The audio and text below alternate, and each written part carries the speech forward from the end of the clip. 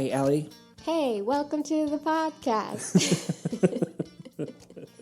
You guys want me to start singing? Yeah, please. No, you don't want Dude, me we to. could launch your music career. True. Right off of this cast. True. If we just start performing music in the middle of this, maybe people listening to it will think, oh, this is just in my iTunes. I love this new thing. Anyways, today we are talking to Kate Finley. Yeah. Of Belle Communications. Kate's lovely. She is like amazing. Yeah. Every time we meet with her, it's such a good balance of talking about real things, whether it's like life-work balance, just work, managing people, being the boss. Yeah, she's always been a really honest person to be around and a really, she's a pro, she's professional, and she's found that way to kind of live in that world between, sometimes people are vulnerable, but they're like too vulnerable or they tell you too much stuff and you're like, oh man, you should, that's like a real problem. But she's not overly dramatic, but she also is a pro and, she's a lot of fun to talk to. And she always is sharing a book that she's read, some new thing she's implemented that's helped her with clients. And it's nice as we are a business that started around the same time as her to kind of learn from a lot of the stuff that she's done. Yep. So in this episode, she covers some new policies and that she put in place as her team grows. Yeah. And they all work remotely. So at Belle, they don't have an office that they go into every day. So we were really curious about how they stay connected and when they all talk as a team, when they spend time together as a team.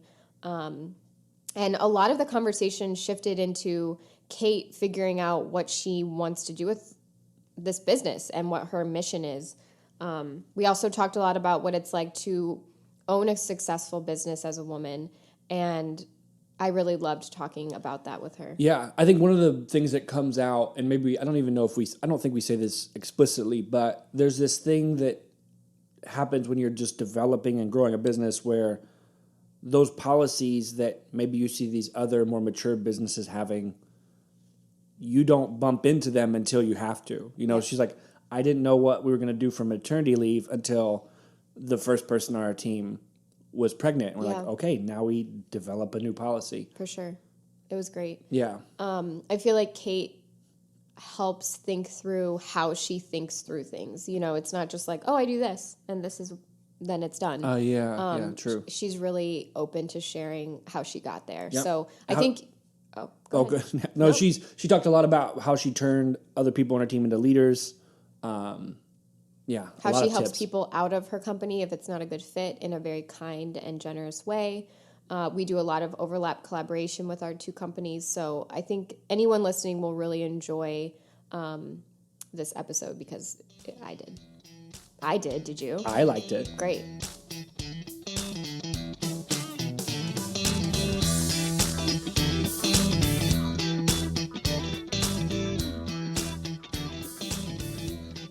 Allie, let's welcome our friend and guest, Kate Finley. Kate I'm Finley. so excited. We always try to Findley or Finley? Finley. Ooh, there's not an A or a D in my name. Finley. I knew that. Like, fine. Yeah. I am like a stickler on names. Yeah. I said that because that's a real conversation that we've had in the past where I've said something and I was like, no, it's not like that. It's like this. It's Finley. Well, and you guys probably get it all the time with your name. Lehman. It's layman. Yeah. Oh, good. I was nervous because I said it earlier. I'm like, it's layman, right? Like layman's terms. Which is Adam is starting his I own know. podcast. I'm going to call that number and I'm going to ask a bunch of questions. You should. Yes. It's been on my list. Well, thanks for being here today. I'm pumped. We want to talk to you a lot about hiring and working with your team, some remotely, some close by. Does Kate have a team? Oh, yeah, I guess I should What does she clarify. do? What do you do? Tell us about Here. Belle. Tell us about Belle, your business. Yeah, your baby. So my baby, Belle has been around for 4.5 years. In April of 2013 is when we started. We have a team of 10 now.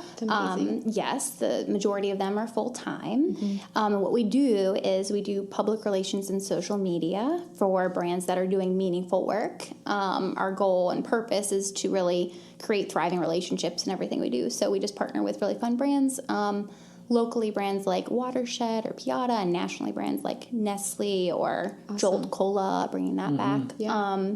But yeah, so we have a great team. We all work from home, and I'm excited. So everybody to on your dive team into works that. remotely? Yeah, we do, even in different states. Cool. Okay. Talk through where. Well, I want to ask a different question. Oh, wait. Okay, go ahead. No, you go. There's Are you for all in all the same time questions. zone?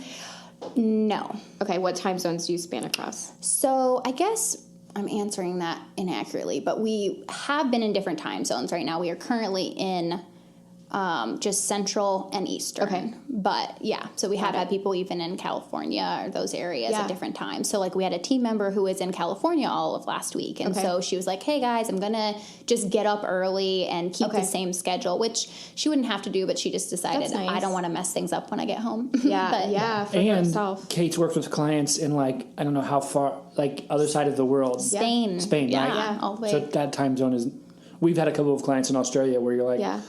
okay, let's have a meeting at 9 p.m. our time. What is that? 11 I don't even a.m. know. there sometimes. I like got really good at knowing the time difference with our clients in Brisbane, but we have a team member in Seattle. So I asked to kind of understand like where your team's at. And I know that's... I just updated the... This will test to see if he, one, pays attention and two, listens to this podcast. But I just updated our like little work notification. We have Slack to communicate between all of us. too. And I have an automation set up every workday that at 4 p.m. it just says, what did you work on today? Which just gives everybody a chance to just like keep everyone informed. Because it's easy for us to all sit in the same room on the other side of a computer screen and nobody knows what anyone's doing. Yeah. Oh, yeah. But he was complaining kindly. He was mentioning, not complaining. Yeah. He mentioned that it's annoying for him because he gets that at Like 1 p.m. and he has it wakes him like up. he's like Yeah. You're like, I'm in the middle of working. Oh, not AM, PM. Yeah. Yeah, that's interesting. We have one of the things like the culture piece, in having everybody work remote, you have to think about, okay, how are we going to make sure people connect together? And so we have a daily check-in at 9:15 Eastern. So we allow the other time zones to wake up and get coffee. Yeah. And we all hop on video through. Oh, cool. We have a tool called Sococo, and it's a little virtual office, and everybody has these little, they kind of look like emoji people. You can update the statuses or whatever, and everybody has their own little office. And so we all come in the same room, turn on video, and so people see each other on video at least once a day. Oh, that's amazing. Yeah, we'll have to look it up. Yeah, it's fun. We're all in the same office, but it'd be fun to have also a virtual office. Matt still deserves to be included. So was it just you when you started? This was 2013. Yeah, so my background was in PR, but I just did not like how I was living life. Like I was in a very competitive environment, working like an ungodly amount of time, like 80, 90-hour work weeks, like not seeing my husband, gaining a ton of weight, not having the life at all that I wanted. So I was like, I don't want to do PR ever again. And here I am. So I went and decided to freelance after I took kind of a break and did nonprofit. And I started by supporting other agencies. Okay. And so a step back, before I knew what I wanted to do when I grew up, I was like, all right, there's got to be a way to do the thing I love. I do love PR and then still have thriving relationships and have balance and have, community and husband time and family time and all of that. So I decided I was going to just freelance and support other agencies because my strength was in media relations. Now it's in, I guess, running a company. Everything. Yeah. So I reached out to a couple friends and said, hey, I can jump in and help if you need it. And they did need it. And so I didn't have a goal of starting this big company or even growing a team. I was kind of had that a few months in, okay, am I going to be a consultant or have a team? Got it. And so I didn't have a plan of that. I remember asking other PR people, like, how do you know? Like, how do you know when you want a team? Yeah. And for me, I knew when I started doing work that I did not like. And I was like, I'm going to quit if I keep doing this, if I keep writing. Or have someone who likes doing it. Yeah, exactly. Yeah, well, for me, in just being on my own in the beginning, I was doing the piece that I liked, but there was a lot of client management, a lot of writing for other people's blogs. And I was like, I actually hate that. Yeah. So I found someone who loved writing in the first year. And that was your first hire? Yeah. Okay. Yeah, in the first year. That's amazing. So within the same calendar year, you were like, okay, I see this direction where I'm going to have to provide these services, but let's find someone else who can help support it. Yeah, and It was a really interesting process. I was kind of leading up to this time together today. I was thinking about it, and it's crazy to think that in the first year I was like, hey, I'm going to offer this. Like, I need this. Are you open to part-time? Yeah.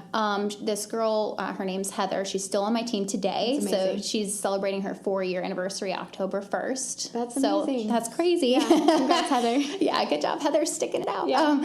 But so she took a big chance on me. I think about it. I'm like, what, were you crazy? Yeah, like, part-time, this thing. Yeah. Yeah, like I could have just, flopped. There was no way to know. I didn't know. But for me, I was taking the risk of, hey, I have to pay someone now. Like, I have that responsibility. And then she was taking the risk that I wasn't going to just, quit the next day. Yeah. Exactly. What kind of, and you don't have to, divulge her own information, but what kind of position was she in where she could grow into it? Like, was she just I want something? We hear from so many people who, and a lot of our team today is in the same spot where we're like, hey, let's all take a risk on each other together. Yeah. Which is cool and fun for a little bit. But it works for a certain kind of person in the right situation, I think.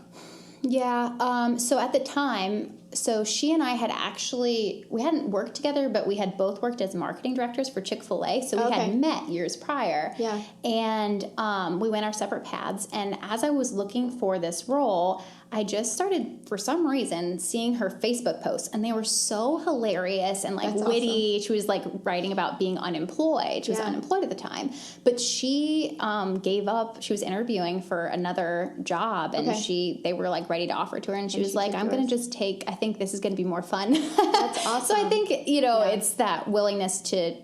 I mean, people say it's very millennial, right? To just try something new and try to have your best life now. I think she saw the potential of you can work from home. Right. She didn't have kids at the time or anything. Now she has 2. Yeah. But I think, I'm speaking on her behalf, I guess. But I think it was just a fun opportunity. And her spouse, her husband, had the stability of one job, so they were able to do it. But she came full time with us that first year too. So it was a total, as an entrepreneur or working for an entrepreneur, you do have to be okay with the feeling of risk. Yes. Even though realistically, everything's a risk. Yeah. And if you're working for, a big corporation, they don't really necessarily care. So that's a risk too. Yeah. But so she came on and just took those pieces that I was just torturing myself with and just shined. Yeah. This is a really specific question, but it just popped into my head because a lot of my friends are having kids and have a lot of children. Yeah. But they talk about the transition from 1 to 2 or 2 kids to 3 kids. Oh, yeah.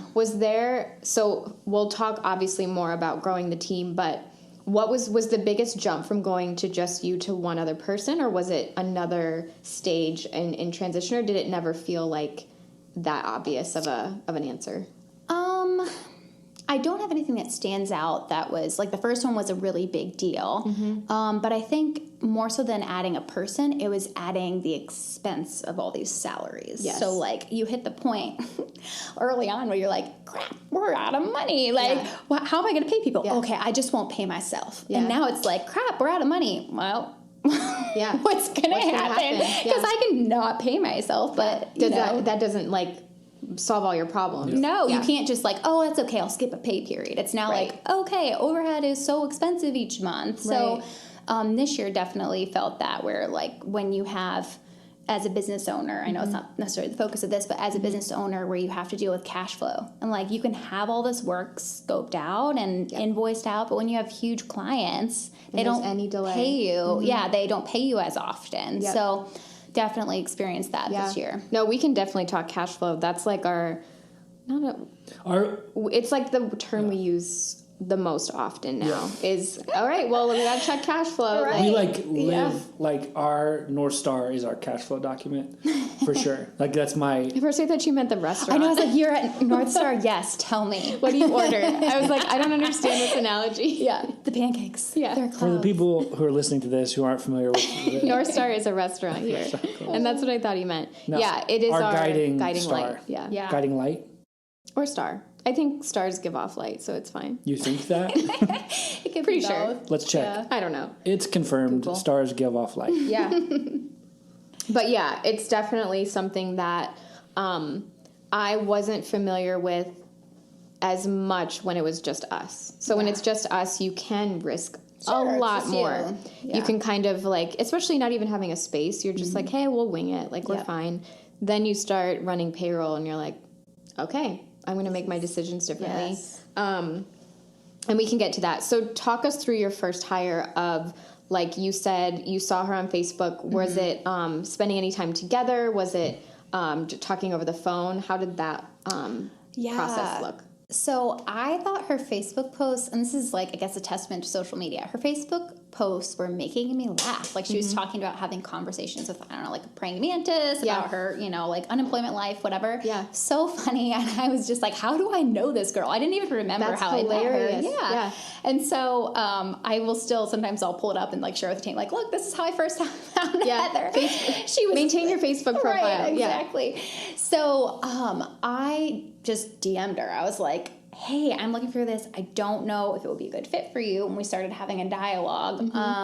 But it happened really fast because I had recognized that I was having consistent revenue from these other agencies I was supporting, starting to bring on some clients on my own just through like cold outreach or referrals. And I felt like I could afford someone part-time and potentially full-time in like 90 days. Okay. So for me, that's kind of something I've used ongoing. We just did that with, I was mentioning before this, our intern, Kerrigan. We were like, hey, are you open to kind of like a 90-day trial? You know, like let's start part-time. Sometimes we do bring people on full-time out of the gate now because we have the cash flow to do it. But especially early on, it's a good way to start. And as long as, like, from the other end, like on her end, I knew that she had the expectation that full-time was what she wanted as soon as possible. Okay. So we just kept an open dialogue with it. What have you ever, has the 90-day trial ever helped in either of you not feeling like it was a good fit? Yes, absolutely. Awesome. So we've actually just tried an experiment with a team member who joined our team, and we hit the 90-day mark, and both of us could tell it was not working. Yeah. But still an amazing person and had an awesome skill set. So we have done this experiment, and it's working, where we took her from full-time to freelance, and we're kind of helping her get her start as a freelancer. Like, awesome. Which is cool because it's taken me way back to when I did that. Yeah. But it's working out really well. But it was something where we're like, hey, for us, it's all about thriving. Like, if you're doing work every day that it doesn't bring you joy, it's draining you, you're stressed out, you feel like you have to be on all the time, you're not thriving. So how do we get you into that point? So we went through, it took a lot of time internally as a team and conversations with the individual as to, like, okay, what does the next step look like, you know, and how much should you charge as a freelancer and all those things. But that's amazing. Yeah, we have never done that before, but I'm like, do you know anybody else who does?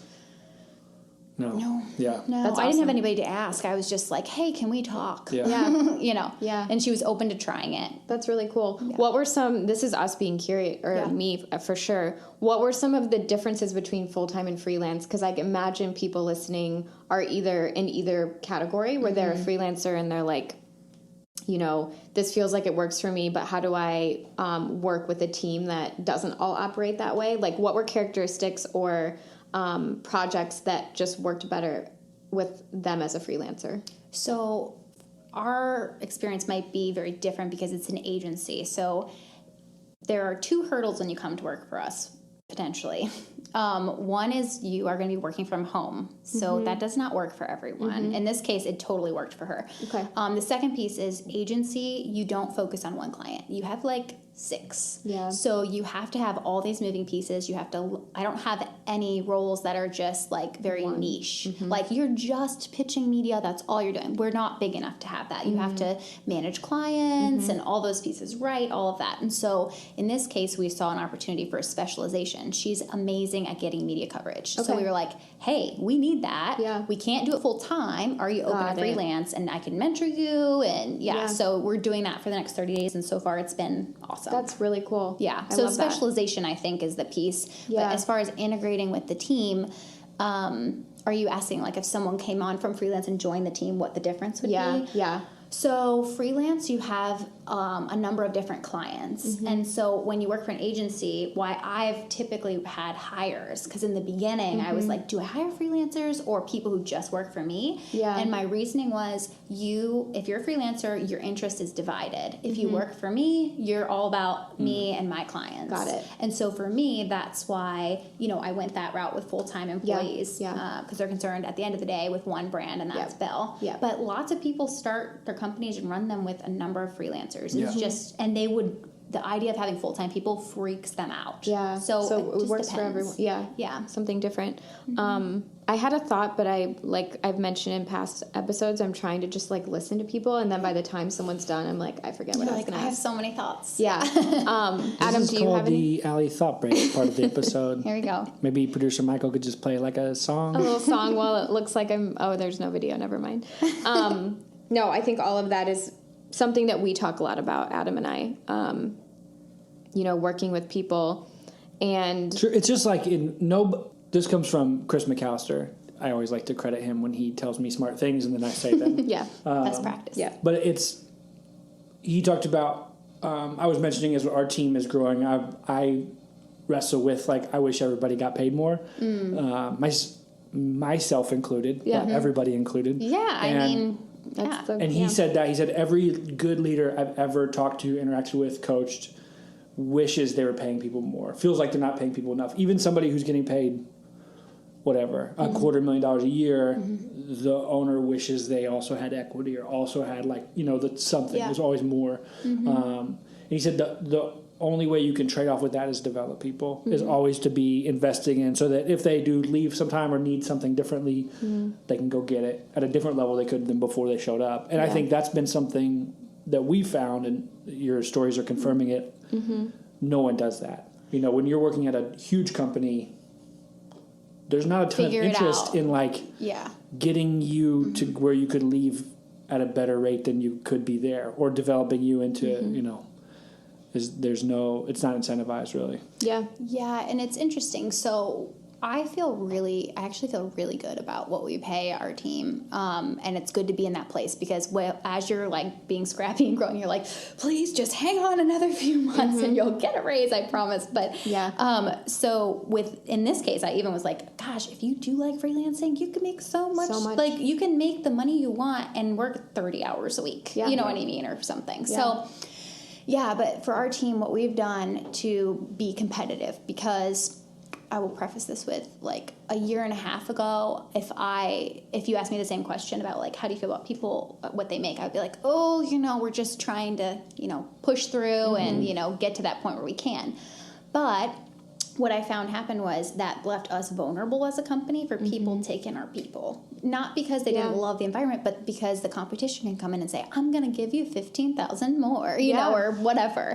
So the way that I've kind of found around that is, not only is there a base salary that our team is comfortable with, but also we have, it's technically profit sharing, but I have created an incentive program where, based on their level in the organization and the work they do, they get rewarded for it. So if a project gets completed to what we promised, they get a reward. If a client renews, they get a reward. And monthly they have these bonuses. Interesting, But it's based on if we have the clients. So if the client left, then you would just be back at your base, right? The hope is the client never leaves. And then I work with, give them a shout out, Upsourced Accounting. Same. And so, we do too. Okay, so Ryan and his team. Ryan, good job, Ryan. They know exactly how much all of us make and pay everyone. They see it all. They do. They're like, hey, please don't tell our secrets. So one of the things I work with Ryan on is looking at my percentages. So how much of a percent of revenue should salary be, profit, and expenses, and then I can estimate by the end of the year these percentage points in profit I'm going to spread out to the team based on experience too. So awesome.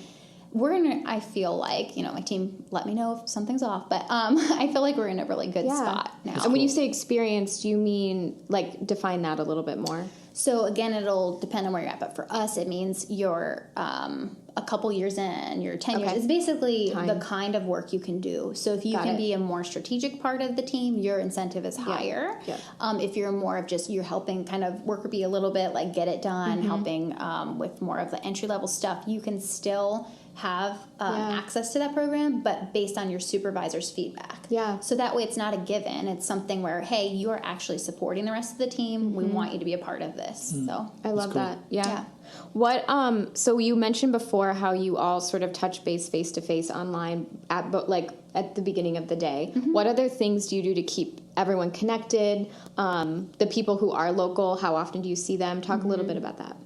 So this is a fun season because we're getting ready for an all-team in-person in Savannah in October. That's fun. Yeah. So because the majority of us are local, we do get together more often. So about every 2 weeks we co-work together. Okay. And we find a space, we order luncheon, and we just kind of hang out.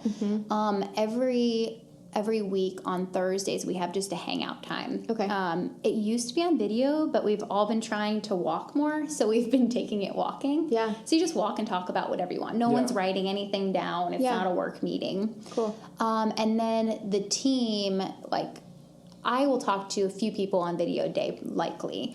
I do try to use my phone a lot just because I like to walk all around downtown, but... The team sees each other multiple times on video using Sakoko, and then we use Slack. We have all kinds of Slack channels like Belle Babies, Beyonce, all the fun channels. That's amazing. And then we use tools like Drive and stuff to stay integrated. But as far as, I'm trying to think if there's anything else, but those are our primary tools. We really aren't in our inboxes unless it's a client-related thing. Yep. That's what we stand by. We try to take everything out of email if we can. Yeah. And Slack is the thing that I encourage people to interrupt me with. If I see our developer Slack me, I won't avoid that, but I'll avoid emails and texts. I'm bad at responding to texts for sure. And Facebook mess. I was just, because we had that. Voicemails are the worst. There's every different. There's 78 websites that people can supposedly talk to me immediately on. Contact me. And I'm just I just need to put somehow we need an autoresponder for all of them. Yeah. It's almost like on The Office when Ryan has Woof, where it just someone sends a message and it just hits everything. All of them. But we need the reverse. Yes, where it comes into an email. Yeah.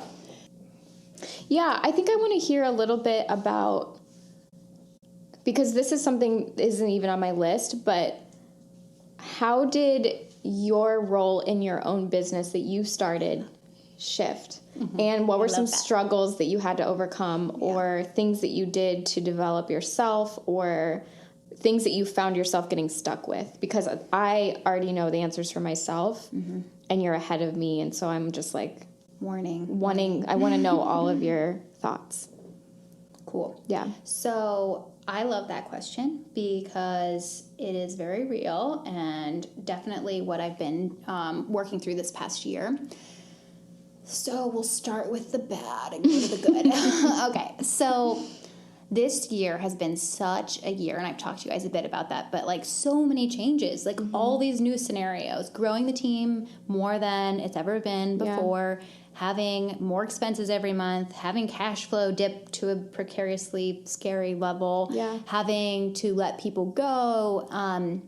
And so the things that I found in my role is my job is to more than ever make the hard decisions, the decisions that suck, so big time. And if I don't make those hard decisions fast enough, the entire organization suffers. You can have clients leave, you can have team members almost leave, you can have people just feel stressed all the time and not know why, crying at work, And so for me, one of the things I did this year was I waited too long to make one of those transitions, and as a result, we had some clients get disillusioned and feel oh, you guys don't care about us as much as we thought, because I hadn't made the change soon enough. Quickly, and you just have to go with your gut. That never, ever ends, at least not 4.5 years in, maybe later. I don't know.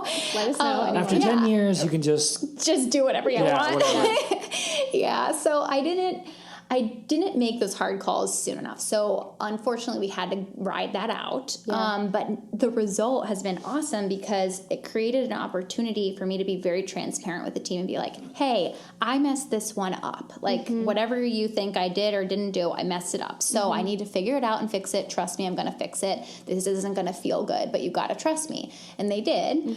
And so now I'm at a place where we are moving the day-to-day client contact contact stuff. Like, I'm still involved and I meet with clients for lunch, that kind of thing, but I'm not their point of contact. Okay. So they can still reach out if they want, but I have someone on the team that we're transitioning to a role where she is just overseeing all of the accounts. At this point, we might have like 15. Okay. So she's overseeing them all. Yeah. And so my job now is super duper fun, and it is to be the champion of the vision, like creating the organizational clarity, reinforcing it, making sure everybody's in the right people, right seats, one vision. Yeah. And that's what I've been working through for a little bit now, a few months. And I appointed a leadership team for the first time. Okay. There are just 2 other people besides me on that. Okay. But it's a team that I can bounce things off of and make sure that I'm not just doing the Kate show or something, get another opinion in a more formal capacity. And we've committed to be real with each other. And I think because of the culture we have, it's so positive. I think you risk not being real because you're concerned about hurting someone's feelings. Yeah, right. Or seeming negative. Yeah, Or, hurting the harmony, Yeah. you know? And we've all done Strengths Finder, so there are people on my team, I'm like, I can tell. We were in a client meeting today, and the client was like, well, F this, like, why is this happening? Not at us, but just at the situation he was dealing with. And I could see one of my team members being like, my harmony radar is way off right now. This is not cool.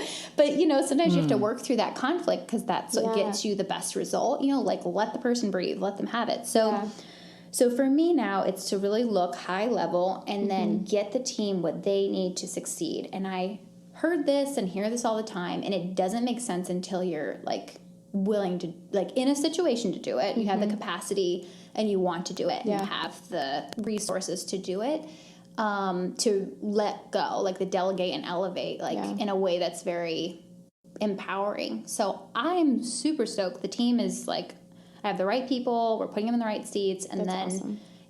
So it comes down to that thriving, making sure we're doing meaningful work and thriving relationships, that piece. And then we just really carved out the why we do what we do. So the why is that purpose statement I just mentioned. And then the what is we create business results in a smart, scrappy way. So we tie them to PR, we tie them to social. And if we can't create those business results, we often just don't take the business because there's not enough value we can create for someone. Yeah. No, that's really cool. I love what that. would be, so I think maybe like the flip side, how did you know that it was the right decision for you, maybe even just with your own wiring, that being a leader of this team or moving to this different role is good for me versus someone might be in that same scenario where they could hire more people or they could scale or they could bring, but maybe that's the wrong decision for them. Maybe they want to, how would you tell somebody to sort of think through that? Or I guess I should explain like the intent of what I'm asking. The point of this second season, we like to talk about what's below the surface. Yeah. And so I think you have some natural skills, abilities, wiring, let alone an expertise in a specific area, but there's things about you that are just true about you. What are some of those things that even if somebody was like, I'm going to build exactly the same company that Kate's built, what are some of those things about you that might not be apparent to every person just following your website? And how has that affected? What have been some of those things where you're like, oh, these are huge advantages, these are huge disadvantages I have to like work around? So as far as what I do every day and what helped change that was if it is not bringing you joy, if it is draining you, if you are irritated a lot, which I was feeling like I was being short with the team, even hopefully they weren't feeling it too much, but there were times where I was like, I am hardcore mood swinging right now and I'm so sorry. And I've heard it from other entrepreneurs too, so I don't feel completely crazy that they're like, oh no, sometimes I'll just like swear on the air in the office, but I'm not that level, hopefully never, but Well, you have, I mean, you work remotely, so... so like on video, everybody get on video so I can yell at you right now. And then I'm going to swear and then I'm going to leave. And then just That's like stay a caps lock message in Slack. It's like, everyone please get on here in 7 minutes and ASAP, I need to and talk to you. shit. Yep. Like, bye-bye. So I could tell, I didn't know why, so that's not as helpful because I didn't know the solution, but I knew something was wrong, and it was because I was in the wrong role. I had outgrown the role that previously was just fine, being the main point of contact for all of our clients. I had outgrown it, and I didn't realize it. As far as like something else that's been helpful this year, and on a very personal note, I was feeling like, okay, I didn't get into this to make people do what happened to me before. I don't want people to work crazy hours, be stressed all the time, cry at work, and I don't want to feel like this either. Yeah. And again, it was mostly just staffing changes that I had to figure out. Okay. So what I did was I went through defining my own personal purpose statement, and I encourage everybody to do that because it's so empowering. And that for me is to be light, build into others, and create meaningful connections. Okay. And so that fuels everything I do now. If I can't be those things, or if I feel like I'm not in line with that, I have to just remove it, delegate, or like be like, you're not the right fit for us. Like say no with grace, but still say no. Yeah. Were those based off your strengths, like with Strength Finders? So actually, a good resource. There's this book by this wonderful, fabulous PR woman who built a company to like $16 million and then sold it to this other huge company. Now she's the CEO of their PR arm. Yeah. Her name's Elise Mitchell, and the book is called Leading Through the Turn. Okay. And so it's the idea of having a journey mindset versus a destination. And if you're a type A person like me, you're just like, go, go, go, go, go, and you need to step back. I know you're resonating with that too. You have to step back and be like, okay, it's about the experience. It's about the journey. So she has something in that book where you can actually journey map and help get there. Yeah, exactly. And that's it's awesome. It took about an hour and a half and I totally got there. Yeah. That's worth. Yeah. You devour resources. That's like you're always recommending a book or something like that. Share some of, so maybe there's, when you were going from working somewhere else, taking some time off, nonprofit world, and then figuring out starting your own thing. Yes. What were some of those first resources that helped you get excited about doing your own thing or figuring out how to do that? So taking myself back there are things like, how much do I charge? Do I need to have an official LLC? Like how do taxes work? Like all that stuff, which is like a lot to learn. Like what's my invoice template? What's my contract template? All of those things. Yeah. So when I started, I did invest in getting a lawyer. I used Mark Stansbury from Stansbury Weaver, I think. We do too. Oh my gosh. So much in common. He also knows all our secrets. Yeah, like don't tell this. He knows probably more than the Ryan secrets. Let's be real. Ryan knows more of our secrets. Oh, does he? Yeah. No. Well, because Ryan charges less per hour than Mark. So. With Mark, we're like, we don't want to know. Bye. No. Like, Mark, I have 3 questions. Can we get this done in 3 minutes, please? I'm texting him like, can I have 5 minutes right now? Like, I know the clock's ticking, and you ask the personal questions and you're like, I know I care about you, but I know this is also ticking. So funny. So I used Mark to start found the company when I was ready to do that. But before that, because friends were referring stuff, I was like, hey, do you have an invoice template you want me to use? Or, hey, Google? I Googled a lot of stuff. My first contract was just a template from Google. Google has all of the answers, you know. So I did that, and then I'm forgetting if I'm getting to the point of question. Oh, and for rates and things like that, so starting on your own, I asked a lot. So I was like, what does this agency charge? Again, this is the PR industry, but what do they charge? And then I was like, all right, I'm a freelancer, so I can't charge that full price. I want to make it, something that I only have me as the person who's being paid right now, very low overhead. So I did that. I did a lot of crowdsourcing, and then I also read industry blogs or entrepreneurial blogs.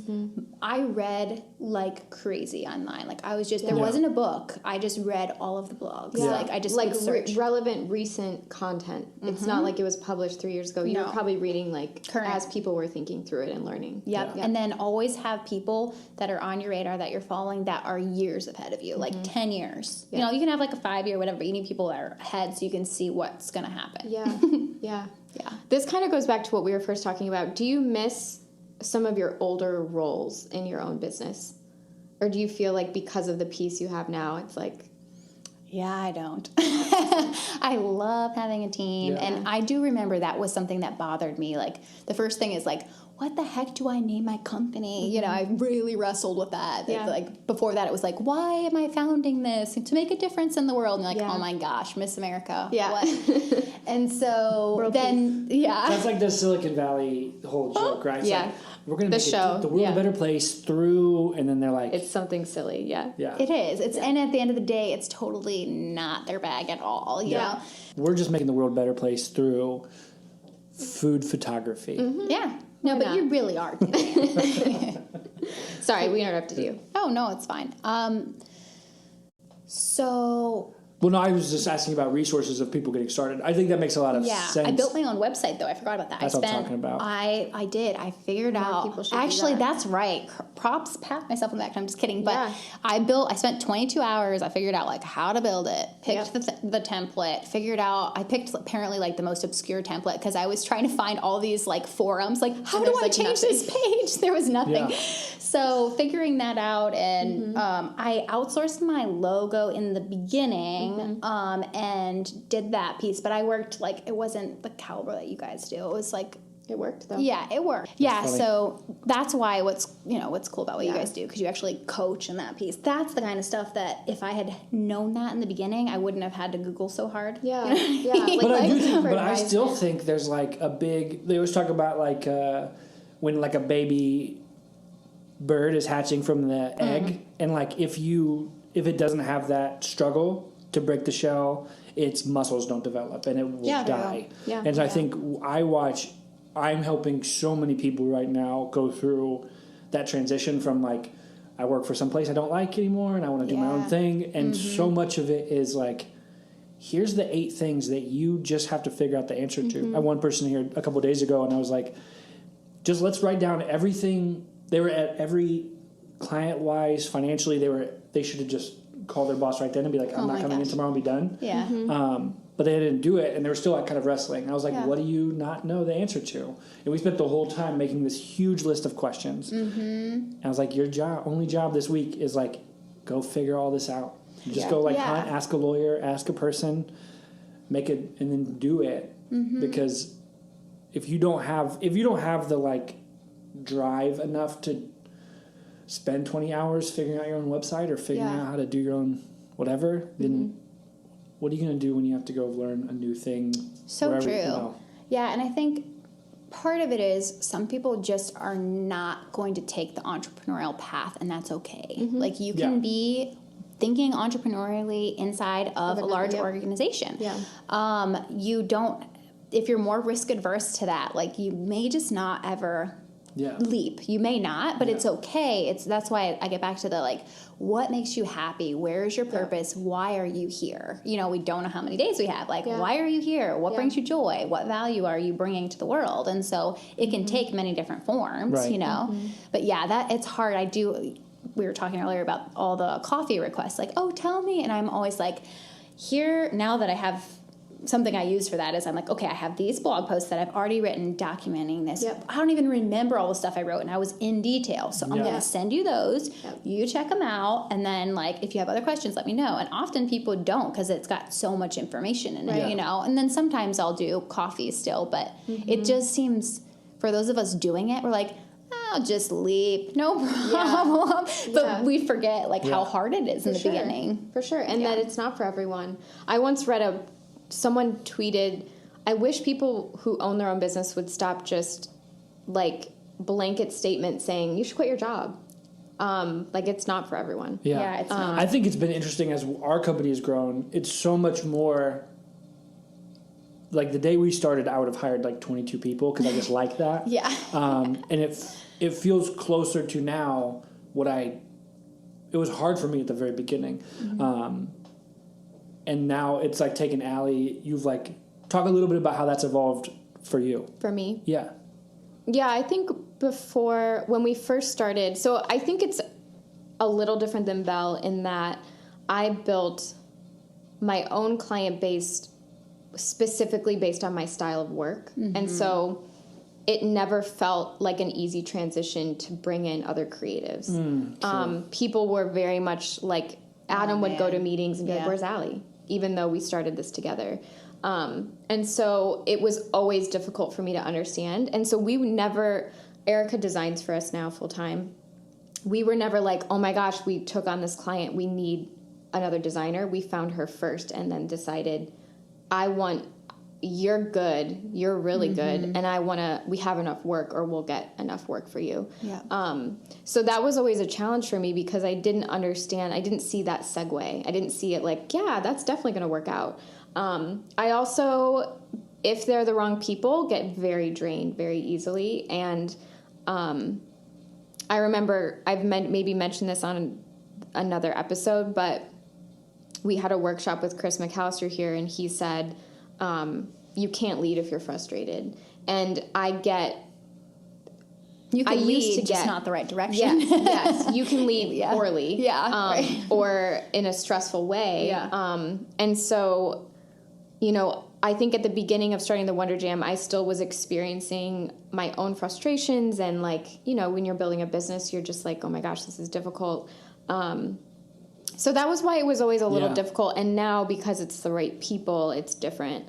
We're not just filling a bucket. I think we took a chance on a bucket. It's different. It's different than some people who are like, I landed this huge account. Yeah. Now I need to go higher. Yeah. We did it the reverse. Allie and I have this intensity level about where, like, work-life balance isn't we don't do that very well. Mm-hmm. Like, we do vacations pretty strong.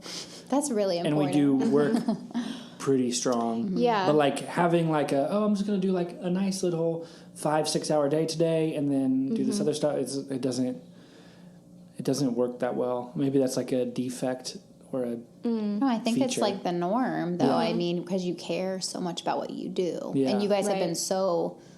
I've always admired that about you guys, that you're very selective in who you work with. And you're like, if your vibe is not what I want in my life, then I'm sorry, but we have to part ways. Right. To me, it became very no-brainer. Like, I think at the beginning it feels like this personal kind of stressful situation. And now, and we've talked about it, where you're like, I have no problem saying that I don't want to work with you or firing you as a client, or kind of, you know, being really blunt about, like, this isn't a good fit. I always know that if we have an inquiry in my inbox and I'm slow to respond, then I'm not going to work with you. Okay, I'll start asking the two of you questions, because now I got super interested. Okay. Talk about why, when you've decided not to work with clients, what did it take? Because I know both of you have had those situations. We're like, let's talk about it. I should have done this like 6 months ago, but it took me, you were slow doing that. Talk about... what pushed us over the edge? Well, it pushed you over the edge, but why were you slow? Like, I imagine there's somebody listening to this who's like, you talk about a bad client that should be fired. Someone is coming to their head. A bad client that gives them anxiety. Why were you slow to do that? Why was I slow? Cash flow. Oh, amen, sister friend. Yeah, I was like, revenue? Money? You're like, how will I ever make it up? And then magically you let that person go and you've got way more money than you had before. Yes. And your team's super happy. Yes. Which, quality of life over even cash flow. I would rather look at Michael across the table and be like, hey, I have to pay you like 2 days late, but you're not going to hate your life. I would have an open dialogue. That candor is important. Mm-hmm. We would get producer Michael a fidget spinner also as like a token of sorrow. Amazing, yes. If you follow Michael on Instagram, you know he's I think you have to get into the Snapchat world. Well, he's like, Snapchat is great. Yeah. But he has good content everywhere he is. Yeah, good content. Can I ask you guys more questions, or do you want to stay like on your script? No, I'm fine. Yeah. Okay. Yeah. I just see you looking at your notes. But cash flow. It's just a habit. So, firing people. Talk about it.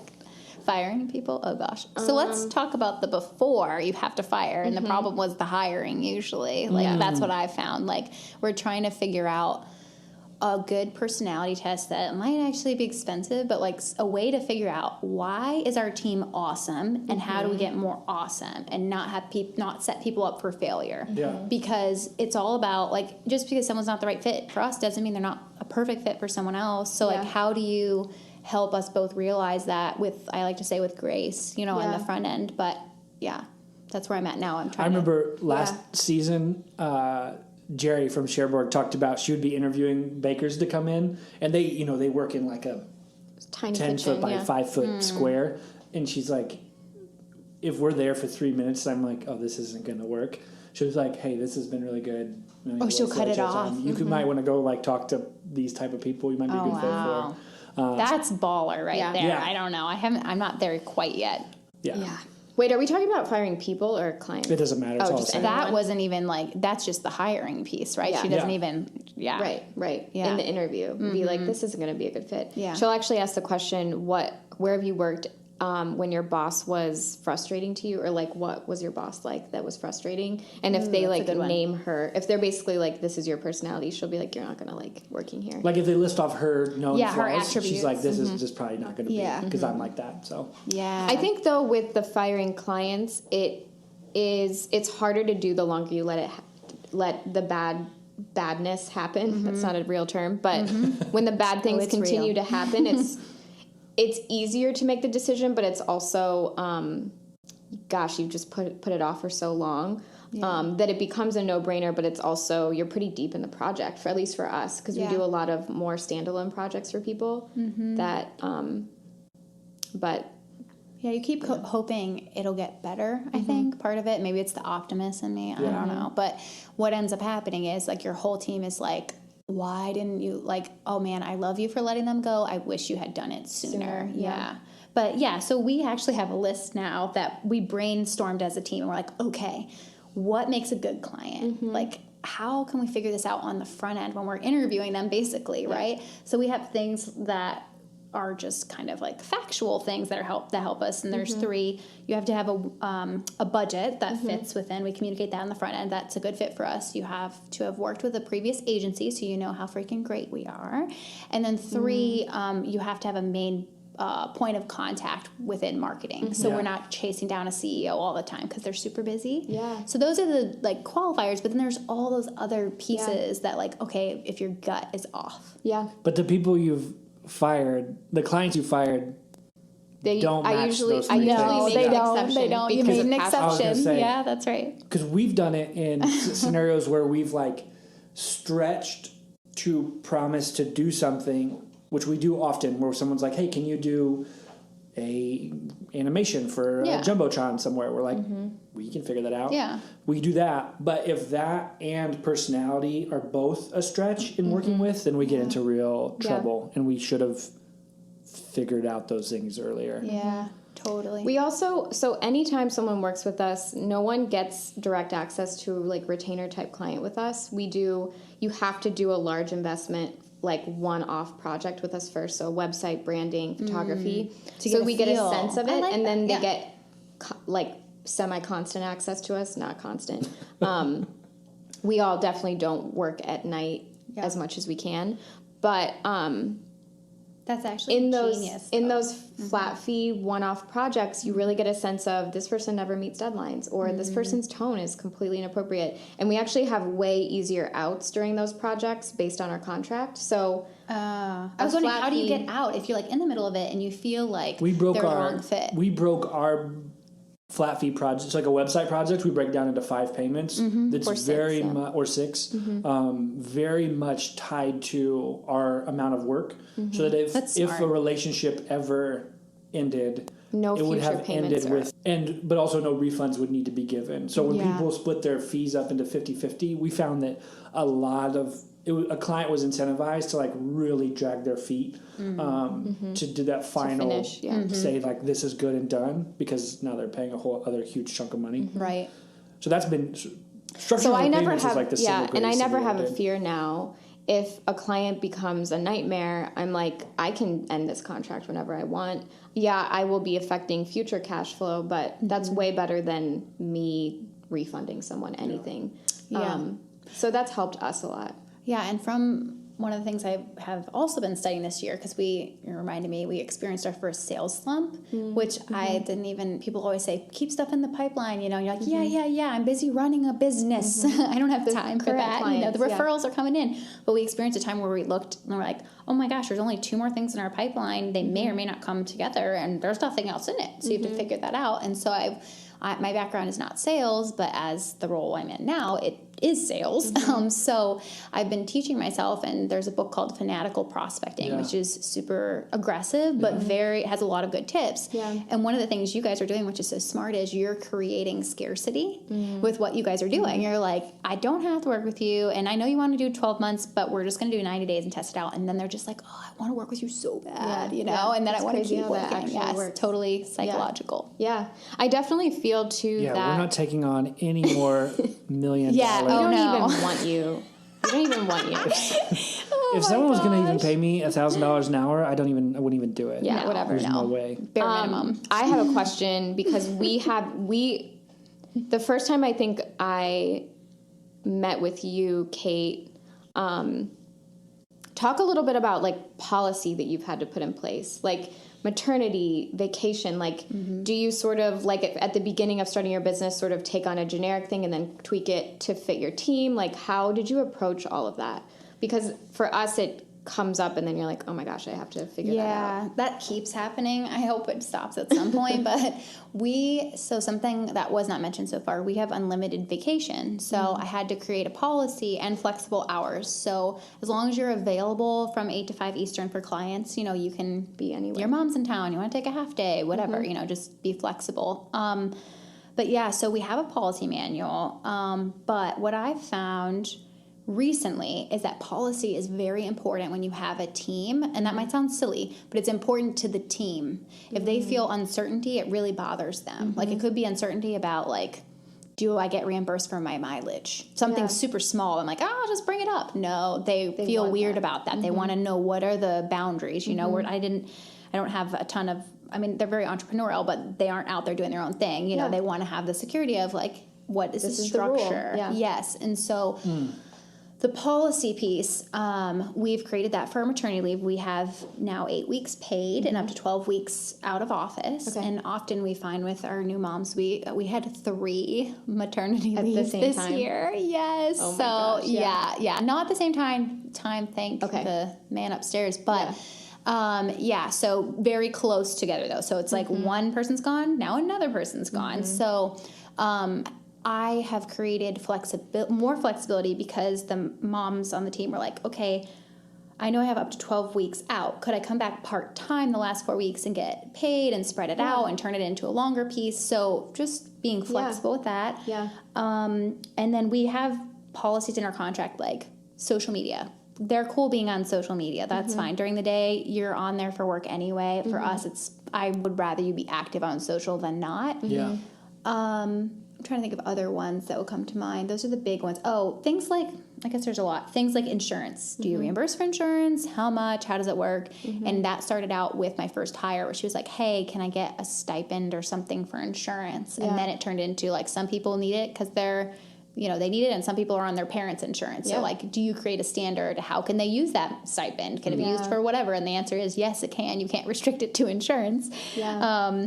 So yeah, just a lot of policies like that where you're looking at the traditional benefits of a company and taking on what fits for you. And I think that's one of the things that if we didn't, Allie and I were totally content building a business that was 2 people large. And I think for other people who I help get started now, I'm like, you just start doing all that homework. If you know you're going to build a team,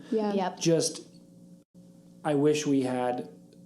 we didn't know we were building a team, but I wish we had thought through, okay, how much, if we want to pay people at this level, how many clients would I need?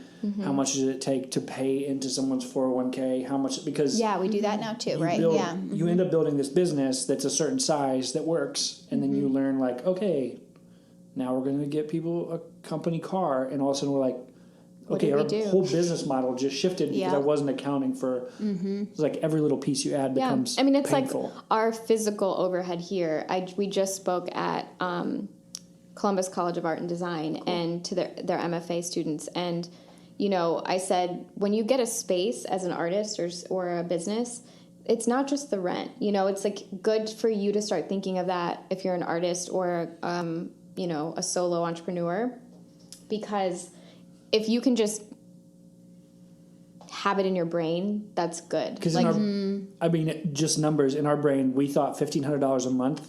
We're like, yeah, we can afford that expense, and then it ends up $4,000 a month, and you're like, because of electricity and insurance, or you call internet was I remember this phone call so. Commercial internet is. I was like, I just want to do this. Oh my gosh. This is what speed we have at our house. It was I forget what we were paying. We were paying $70 at home. It was $330 a month here. And I was you're just like, why? Same company, same everything. And I was because why? They're like, no, that's a commercial. Yeah. I go, well. So I started calling other people, and they're like, well, we don't have it that fast, but we can put a T1 line in for $12,000. And I was like, what? You're like, oh, wait, we're not that kind of business. They just hook you directly up to the internet. you have a cord that's just... which would be amazing. Yeah, it sounds fast. Yeah. But I think all of those, it's never... don't avoid learning new things or knowing things that seem like, oh, I don't need to know that right now. I think it's good to just be open to, like you said, being connected to people who are ahead of you and soaking up their knowledge, even if it doesn't feel like it will apply yet. Yeah, and one of the things I found too with early hires, because I mean, I'm just some girl who started a company, kind of, you know what I mean? Like, what in the beginning, I was like, yeah, you are a company, I guess. It's just you or like two people. Yeah. And so to help legitimize what I was doing, I found that if I created even a couple pages about like, here's what it's like to work at Belle. Here's like, we have an open door policy. Like you can advance quickly. Like all those different pieces in a structured document, I think for some personalities is so important. Yeah. Yeah. You have to remember that just because, and I think going back to the fact that these people aren't starting their own business. So you do have to do things that while you feel like, oh, it's freedom, like we don't have to have that, isn't comforting to anyone else. When it's the two of us all the time, it could be easy for, I mean, imagine when Annie was working here by herself, her just feeling like a third wheel sometimes, being like, oh my gosh, they are so in their own heads. Yeah. She sat me down one time and was like, I need a little bit more, she didn't say structure, but was like, I need to like know what to do. Right. And I'll be like, just think of something to do and then do that thing. That's like, what I do. That's what I do. Gosh. Just be like, we should whatever, and then do it, which doesn't work for everyone. No, not most people. Most people. Yeah, I've had the flip side of that and like restructuring, realizing that there are skill sets and strengths that you guys have and that I have that no one else on our team will have, and that's okay. There is a job description, even though we probably have never formalized it, for us as head of the company or heads of the company. And so there are things like rapid delegation or client relations or these pieces where I'm like, oh, we'll just delegate it. And they're like, oh, I don't know how to delegate. What do you mean delegate it? You know, where people have to be coached at points. And even though that's not process, it is a process of doing it. And I think that just we get used to our day-to-day and like, oh, no, because it comes natural to us. Right. And it wasn't until Adam and I started talking through those strengths and realizing that we have literally no overlap and but they're all great, and it's what made the Wonder Jam what it was at the beginning. And now it's just like expanding upon that. And for a while, I remember, Adam, you always talking about, you know, like balancing introvert and extrovert, but then it goes so much deeper and beyond that. And that's what I advise people when they're interviewing at other places, like get a good idea of how they think about all of that and the balance of their team. And what's the pace? Like, are you going to be able to add value right away? Is there like a clear path forward for you in the company, you know? And what are the other people in the company like? Or the management style of the person leading the company is so important, right? Yeah.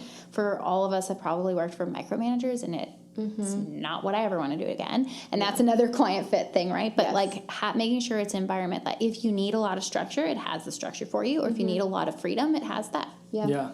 For sure. Can I ask the two of you a question that will surprise both of you, maybe?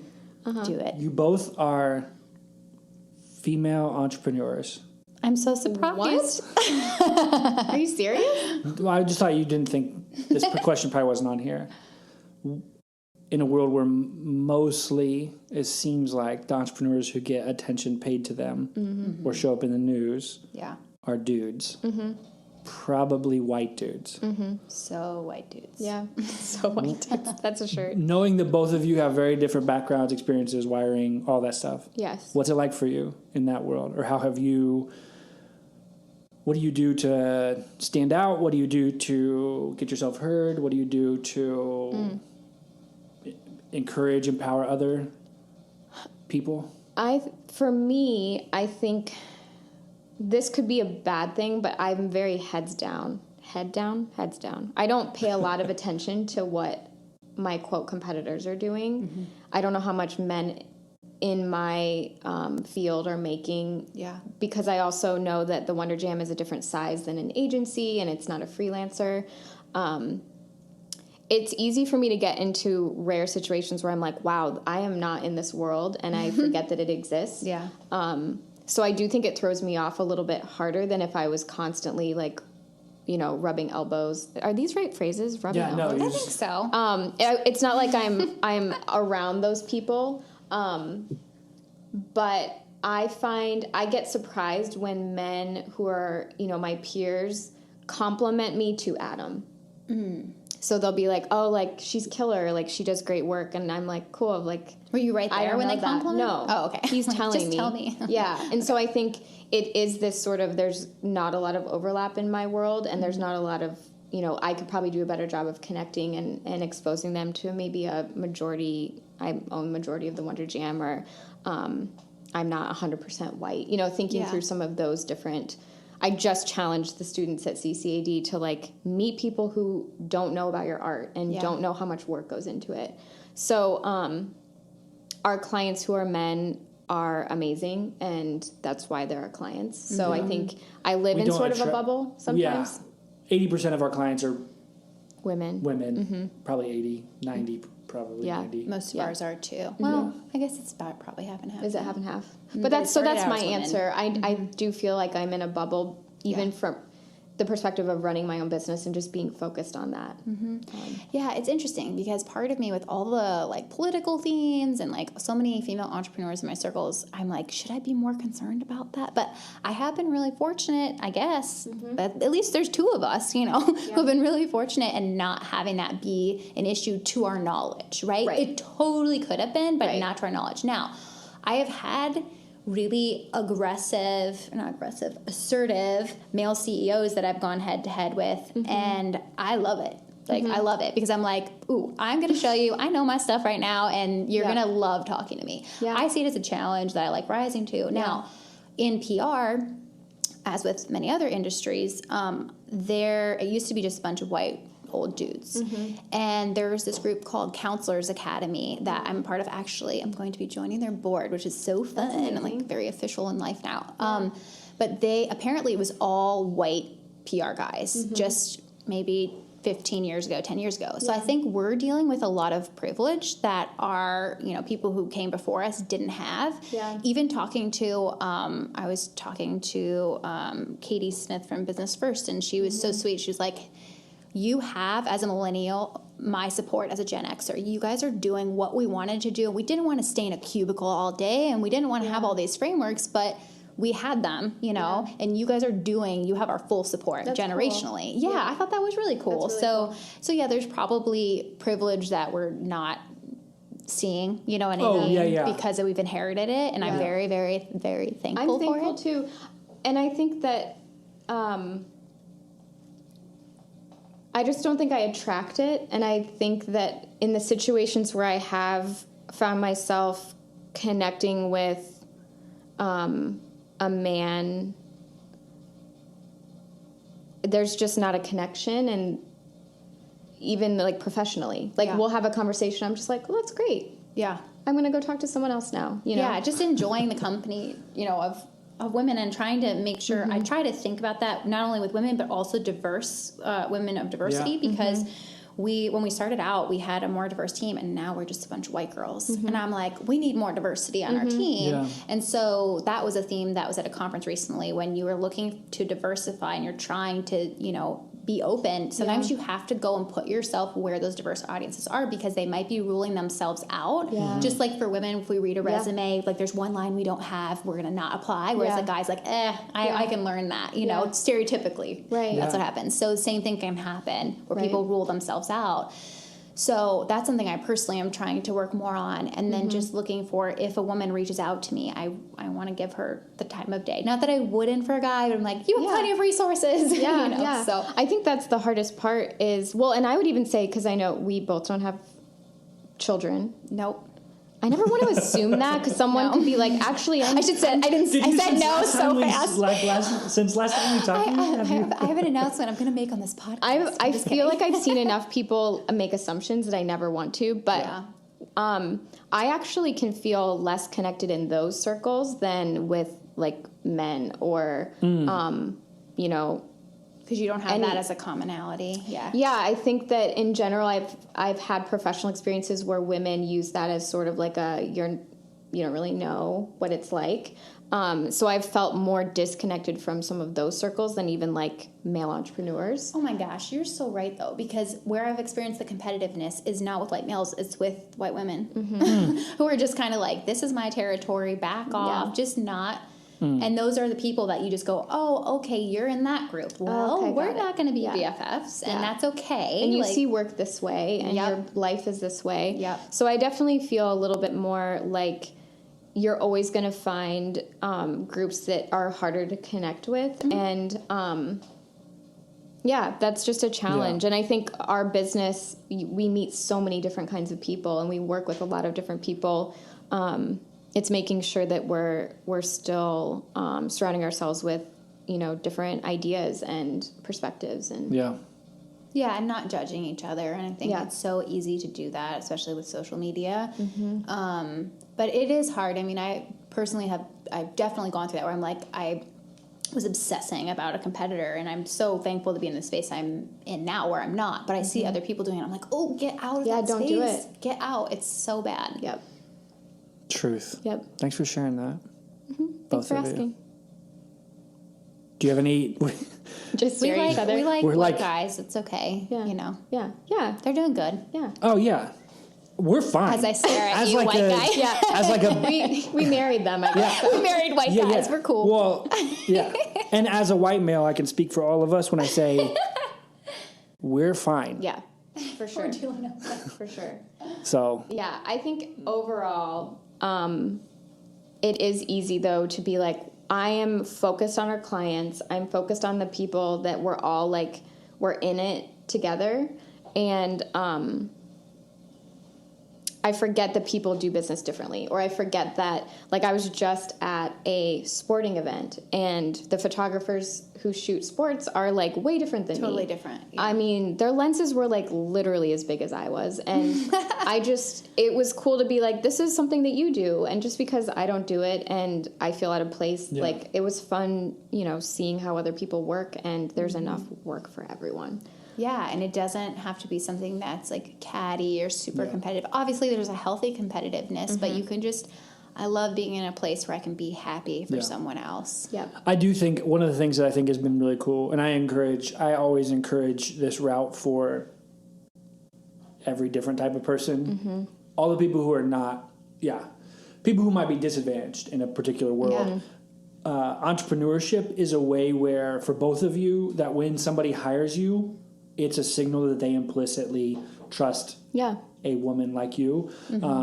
You're probably going to struggle in raising venture capital in Silicon Valley, and you probably will struggle in like maybe a gigantic corporate environment in a different way. But when you go out and you say, hey, I can sell you my designs, or I can sell you my PR services, and if you would like me to help you, we can be partners. show up, and you don't need 1 million clients, you just need some. Yeah, that's so true. I've definitely experienced that where I've been at a conference with other PR agency leaders, and seeing someone who was one of the like top 10 PR firms in the whole wide world be like, oh my gosh, you're an entrepreneur, because he wasn't. He inherited it from his dad and started his own thing off of that, and it was very much like, I mean, everything's work. It's not fair to say hand it to him, but he was kind of like, I'm like, oh, you're impressed by little old me, you know, because you start from nothing and build it up. I mean, it's an equalizer. Yeah.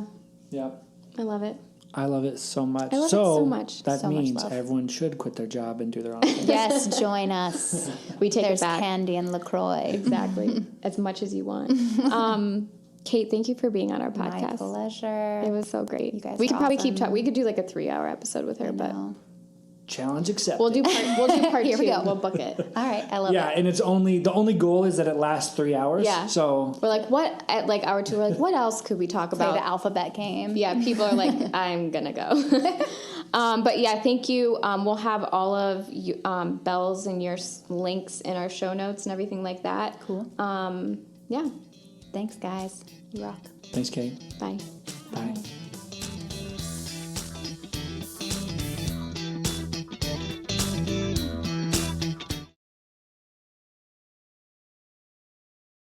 Today's question comes in from Lexi Smith. Hey, Lexi. Hi, Lexi. Lexi probably is hanging out in her van in some random, beautiful, yeah. amazing place, On the West making Coast. us jealous of whatever kind of weather and scenery she's looking at. Agreed. Lexi asked this question, and she actually asked this question and submitted it to Layman's Terms, which is my podcast. So I like to do this podcast. You have a podcast? I do. You're cheating on me? I'm just kidding. I'm cheating on this cast. What if I was like, that was the first time I found out? Yeah. What if you didn't know? You aren't on Facebook, which is where I talk about it the most. And so I probably could sneak some stuff past you. I don't even know you. Yeah. Maybe we need one of those joint Facebook accounts that says like Adam Alley and then Layman is the last name. We should. And then no thanks. I have some friends who have that, and I'm like always reading the posts. I'm like, oh, this is from her or him or whatever. We're not doing that. So she asked this question, and I wanted to ask it on this podcast because I think you will have a unique perspective on it. She asked, just kidding. You're just trying to be weird. How do you manage to stay in your own lane when you see so many other businesses doing amazing work? How do you keep yourself out of that comparison trap and feeling like you aren't doing enough? One of my strengths, because we just took Strength Finders and we're learning as a team, I don't think I ever feel like I'm not doing enough. I feel like my strength that can be a weakness is that I do everything. Yeah. If anything, I look at other people and I think, how can I do less like this person? Not in a bad way, just like, wow, they are taking a break. Or as a person who lives with Allie and has for most of our adult life, she has always worked a lot and stayed very focused. Some people can work all day long and like kind of be screwing around or not that productive, but you can stay really focused and productive for a very long amount of time. It's like a marathon. But you can like sprint a marathon, if that makes sense. Yeah. It's exhausting. Yeah. But I would say, so the comparison game for me ends up being a positive thing. I don't look at someone else and think, I don't really feel jealousy a lot. I think if anything, it keeps me in check. It keeps my mind open to, I should vary up our services, or I should figure out a way to do this thing that I see someone else doing because it seems like it would be a really great addition to our life. But I also don't see it as lanes. I think you can constantly be changing lanes. I mean, in order to fit your current passion or to fit how to help your clientele, I think you should be shifting and trying new things and deciding that's not working for you. Yeah, you can let other people inspire you to try something. Yeah. I think of it that way. Yeah. So saying we started a podcast. Mm-hmm. A lot of people did. We invent podcasts? No. This is not an innovative idea. Having interviews with smart people is not. No. A lot of people do that. Yeah. But it's very unique because it's your interpretation and your spin on it. So I think there's obviously you should avoid copying someone straight up and it being really obvious. I think the internet is too small for you to get away with it. But I think that I find a balance in not following a lot of my competitors, but I don't mind taking a moment out of my day, every quarter and taking a look at what some of my, quote, competitors are doing. And I use quotes when I say competitors because there's enough work for everybody and everyone is unique in their own way. So I don't fill my time and extra headspace with just looking at what other people are doing who do what I do. I look at what other people are doing in culinary, like the culinary industry, or, what people are doing as painters or fine artists. And that helps shape a lot of my decisions. Yeah, right. I think one of the things, coaching clients who work with me, we talk about finding so much good stuff or things that you love or things that you feel like you are just magical at or things you feel like you're so skilled and experienced at, that you fill your calendar and time and energy and focus with those things. Because one of the things our brain, it does a really bad job of is ignoring stuff, especially comparison. Yeah. And so the only way to ignore it is not to focus on ignoring things, but is to focus on this thing makes me so happy that I don't care if I'm missing out on some other thing that might be good. I'm so focused on a thing that's amazing. Mm-hmm. And so I think of that as far as, Lexi, as you, if you are thinking about your life and your work, what do you just love? Like, and then someone else might be, you know, I can tell from your Instagram account that you have a level of freedom and travel that because of how we are wired, we don't have that same thing. With our work, like we could look through the services that we offer and we could do that. Yeah. But there's other things that we love more than traveling the same way that you do. So as a priority shift, make the business fit. I mean, the point of having a tiny business is that we get to be in charge of what our time looks like. And so just really focus in on how you're wired, focus in on what you love doing, and then build the whole dang thing around that. Yeah. I think sometimes it's not like sometimes in the world, everybody in the world seems to be talking about how they're frustrated with Instagram or their sort of addiction to technology. And I think what we really are missing out on is people don't really know what they love. And if we figured out, I just have such a strong passion and connection for this thing, then the other stuff just can fade away easily. Yeah. My last piece of advice would be to remember that this sounds dramatic, but it's a quote from Portlandia. Oh my gosh. No one's having as much fun as it seems like they are on the internet. Yeah. I think I misworded that. But the internet is not real as far as what people put out is completely curated and chosen. So after being online for, over a decade consistently, being active and blogging and things like that, I have seen the height of people's, quote, internet career and then them coming forth and being really honest about how that life or how they set up their business was just not fulfilling and how they need to start over, how they need to kind of wreck it in order to move forward. And so don't feel like what you see is what is there. So true. And if you're still listening to this at this point of the podcast, you care what we think. And so I think the two things that everything you just said made me think of. One, because of coaching, I get to see the behind the scenes of a lot of businesses that on their Instagram account look like everything is perfect. Yep. And then we get in our studio and we talk a little bit and you start to realize someone's thinking about quitting or someone's thinking about, hey, this is like, I'm losing a ton of money or my marriage is falling apart. Or so there's always something going on. I sat with a person who's building this, he's building his company and he's building it online and he's having a lot of people sign up and has started to get recognized for his work. And he's insanely frustrated because he doesn't feel like it's effective. Like people know about it. He's a good marketer and he's good at getting people to sign up for his stuff, but he's not a good deliverer of the thing. And he's very frustrated and he's going to change everything he's doing. So there's so many people who are like, I got to copy him. And he's like, this doesn't even work. So I think that's one thing. The other thing is that as a business, sometimes brands want to put out imagery that's aspirational, right? But as a small business or as a business of one or two or a small team, I think if we feel like we have to fake it all the time, I think we start to believe our own faking. Yeah. And once we do that, we can become very inauthentic. And we actually are creating a problem for other people. Yeah. Because we're just saying like, oh my gosh, my life is awesome. Everything's perfect. Right? And so I would challenge you, Lexi, because I know you have a tiny business, and we have a tiny business, is you don't need to fake it. There's plenty of people who are acting like all they did was this one simple thing and they make six figures and they have whatever, and they have a ton of freedom.